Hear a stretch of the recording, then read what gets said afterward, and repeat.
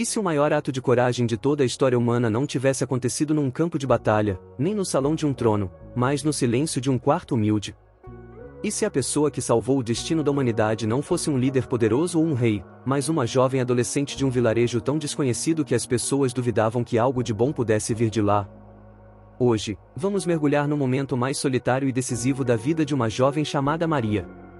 Vamos desvendar a história por trás daquele simples sim, uma palavra que escondeu um sacrifício pessoal e uma coragem que quase ninguém compreende na sua totalidade. Esqueça as pinturas e as estátuas.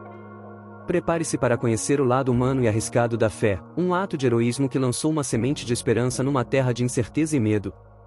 O assim secreto de Maria vai te surpreender, porque o que estava em jogo era muito mais do que a sua reputação.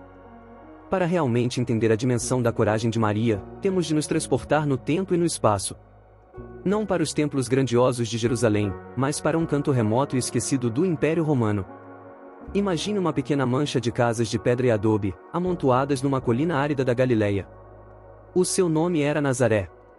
Para o vasto e opulento mundo romano, Nazaré não era nada. Era uma aldeia tão insignificante, tão desconhecida, que as pessoas diziam com um certo desdém: pode alguma coisa boa vir de Nazaré? O ar era espesso com o cheiro da terra seca e do fumo das lareiras. As vozes das mulheres ecoavam suavemente enquanto moíam o grão em mós de pedra, e os passos dos burros levantavam poeira nas ruas estreitas.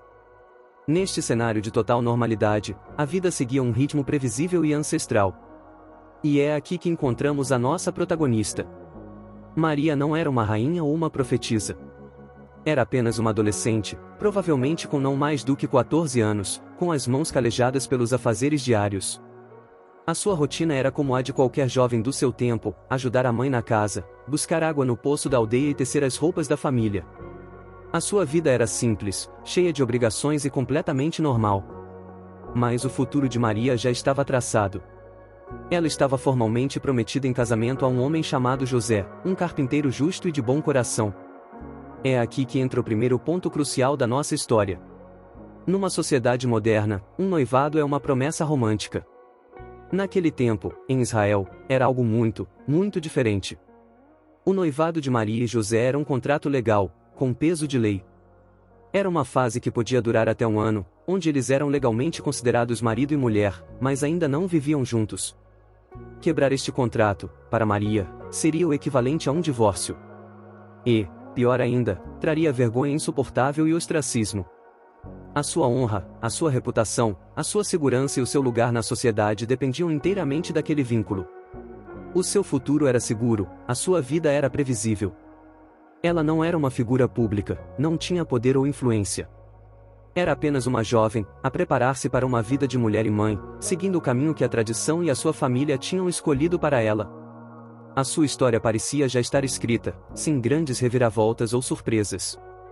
Ela era uma tela em branco. Mas, como vamos ver, essa tela estava prestes a ser preenchida com o evento mais extraordinário e assustador da história humana. Num instante, a paz e a previsibilidade da vida de Maria foram estilhaçadas. O ar, antes parado e quente, encheu-se com uma luz que não vinha do sol, mas de algo que parecia desafiar a própria realidade. Maria, talvez a meditar ou a rezar, viu-se confrontada com uma presença que era ao mesmo tempo de tirar o fôlego e aterradora. Não era a imagem serena de um anjo com asas de pomba que vemos em quadros, mas sim uma manifestação de poder puro, uma energia tão imensa que o seu corpo tremeu. Foi então que a voz ecoou.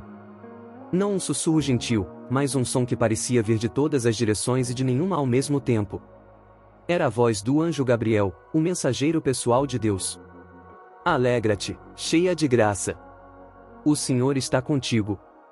Pensa na cena a partir da perspectiva de Maria. Uma adolescente, sozinha em casa, é confrontada com uma luz sobrenatural e uma voz que a saúda com palavras que a elevariam a um nível que ela nunca poderia sequer imaginar. O que faria? A Bíblia nos diz a sua reação direta: ela ficou perturbada. E este é um detalhe crucial. Ela não ficou radiante ou feliz. Ela ficou confusa, chocada e assustada. Por quê? Porque aquela saudação era um mistério aterrorizante. Cheia de graça? Ela era apenas Maria, uma jovem de Nazaré. A sua vida era comum, a sua família era humilde. O que a tornava cheia de graças para um mensageiro do Altíssimo? A saudação do anjo soava mais como um título divino do que como um cumprimento, e Maria não conseguia entender a razão para tal honra. O medo e a dúvida encheram o seu coração. Quem era esta figura? O que queria ela? E, mais importante, por que a estava a perturbar a ela, uma jovem tão simples? A tensão na sala era palpável. Maria, paralisada, esperava a próxima palavra. E o que Gabriel disse a seguir não acalmou os seus medos, mas lançou-a num abismo de escolhas impossíveis. Ele tinha vindo não apenas para saudar, mas para lhe fazer uma proposta. Uma proposta que desafiaria toda a lógica humana, toda a tradição e toda a segurança que ela conhecia. Maria ainda estava a processar a saudação quando Gabriel soltou a bomba que faria o seu mundo desabar. A sua voz, firme e carregada de autoridade, declarou: "Não temas, Maria, pois achaste graça diante de Deus. Eis que conceberás e darás à luz um filho, e lhe porás o nome de Jesus." Para nós, que conhecemos o desfecho da história, esta mensagem parece a mais bela promessa do universo. Mas para Maria, naquele momento e naquela cultura, a declaração de Gabriel era, na verdade, uma sentença social. Analise o contexto: ela era uma mulher solteira, prometida a José. A sua gravidez, antes do casamento consumado, seria vista como prova de adultério. E na lei da época, o adultério tinha uma punição severa, o apedrejamento. Mesmo que ela escapasse da pena de morte, a vergonha pública, a rejeição por parte da sua família e o ostracismo social seriam inevitáveis. A sua vida, a sua reputação, tudo o que ela valorizava estava prestes a ser aniquilado por uma única e chocante mensagem. Este é o ponto crucial do nosso vídeo, o segredo da sua coragem. O anjo não lhe pediu apenas para aceitar uma bênção. Ele pediu-lhe para aceitar uma missão que, do ponto de vista humano, parecia uma loucura. Ele pediu-lhe para arriscar tudo. Seria o fim do seu casamento, a desonra da sua família e a perda da sua segurança num mundo que não perdoava. Gabriel não ofereceu um caminho fácil. Pelo contrário, ele ofereceu um caminho pavimentado com o sofrimento e a incompreensão. No meio deste choque e deste peso impossível, Maria, com a sua fé inabalável, não questionou a fonte da mensagem, mas a sua viabilidade. Ela, com uma voz que soava pequena diante da grandiosidade de Gabriel, fez a pergunta mais humana e mais lógica que se poderia fazer. Como acontecerá isso, se eu não conheço o homem? A pergunta de Maria era simples, lógica e profundamente humana: como acontecerá isso, se eu não conheço o homem? Ela não duvidava de Deus, mas questionava o mecanismo. A sua mente, presa à realidade, precisava de uma explicação para o impossível. A resposta de Gabriel foi direta e divina, mas não eliminou o risco. O Espírito Santo virá sobre ti, e a virtude do Altíssimo te cobrirá com a sua sombra. Por isso, também o Santo, que de ti há de nascer, será chamado Filho de Deus. Num instante, a sua pergunta foi respondida. Mas a sua coragem estava prestes a ser testada a um nível que a maioria de nós jamais poderá compreender. A proposta de Gabriel era uma faca de dois gumes. Por um lado, era uma bênção de magnitude cósmica. Por outro, era um bilhete para a desgraça social, para o ostracismo e até mesmo para a morte. A sua gravidez, que seria um milagre aos olhos de Deus, seria uma prova de escândalo e pecado aos olhos da sua família e do seu povo. A sua honra, antes intacta, seria manchada para sempre. A partir desse momento, Maria teve que fazer uma escolha.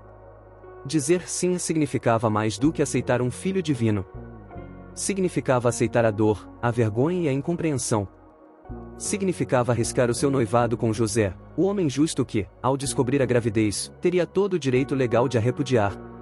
Dizer sim era um ato de confiança cega, uma aposta total em algo que ela não podia provar nem explicar. Ela estava a escolher a vontade de Deus em detrimento da sua segurança, da sua reputação e da sua vida.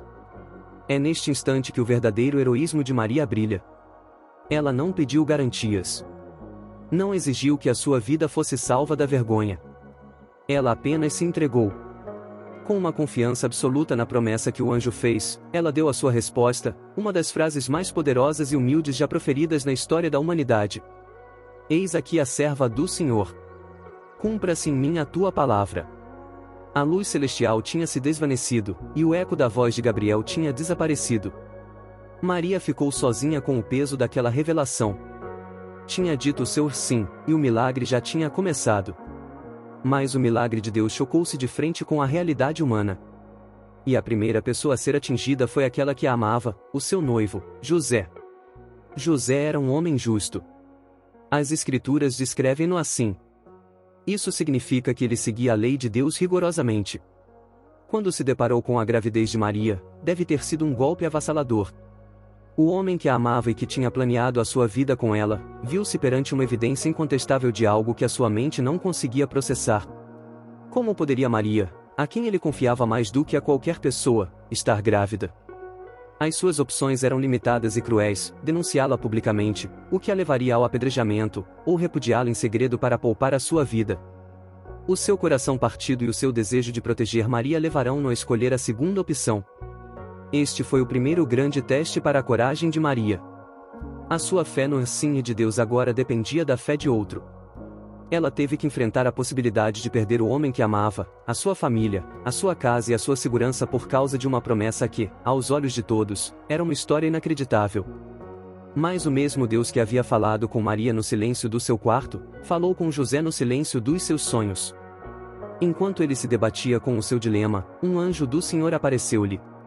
O mensageiro revelou-lhe a verdade: o filho que Maria carregava era obra do Espírito Santo. O seu nome seria Jesus, porque ele salvaria o seu povo dos pecados deles. Em vez de pedir que ele a repudiasse, o anjo deu-lhe uma nova missão: levar Maria para casa como sua esposa. A escolha de José, a partir desse momento, tornou-se um ato de fé tão profundo quanto o de Maria. Ele poderia ter duvidado, poderia ter ignorado o sonho. Mas ele confiou. E, ao fazê-lo, ele tornou-se o guardião do segredo de Maria, o seu parceiro na coragem e o protetor de uma família que mudaria para sempre o destino da humanidade. O anjo tinha se ido, e José tinha feito a sua escolha. O sim de Maria, que começou com a luz celestial, agora seria testado na escuridão do mundo. A sua coragem não seria mais um segredo solitário, seria uma jornada de fé a dois, com provações que se seguiriam uma após a outra. Pensa bem, uma jovem grávida, de 9 meses, a enfrentar uma dura e exaustiva viagem de quase 150 quilômetros, a pé e em lombo de um burro, por ordem de um imperador. Não havia conforto, nem lugar para ficar. O Filho de Deus nasceu não num palácio, mas num estábulo frio e sujo. E Maria, a Rainha do Céu, aceitou o parto nas circunstâncias mais indignas, com uma serenidade que só uma fé inabalável pode dar. A sua coragem não estava em lutar, mas em aceitar. E a prova final de que o seu sim era uma jornada veio logo em seguida, quando um anjo ordenou que fugissem para o Egito, para escapar de Herodes. Em plena escuridão da noite, com o recém-nascido, a Sagrada Família tornou-se refugiada numa terra estrangeira. Maria viveu com a incerteza, o medo e a fome. Cada um destes eventos foi a prova viva de que a sua coragem não foi um evento isolado, mas uma decisão que exigiu uma fé contínua. E é por isso que o sim de Maria não foi um ato de obediência passiva, mas a maior demonstração de coragem que o mundo já viu. Uma aposta contra a lógica, contra a sua reputação e contra o seu futuro, tudo por uma promessa divina. Uma adolescente que, com uma única palavra, salvou o destino da humanidade. Qual é o maior ato de coragem que já presenciaste na tua vida? O que a história de Maria nos ensina sobre a verdadeira fé? Deixa a tua resposta nos comentários abaixo. E não percas o nosso próximo vídeo, onde vamos desvendar a história de outro grande homem que, tal como Maria, teve a coragem de largar tudo pela sua fé, a vida e os milagres de São Francisco de Assis.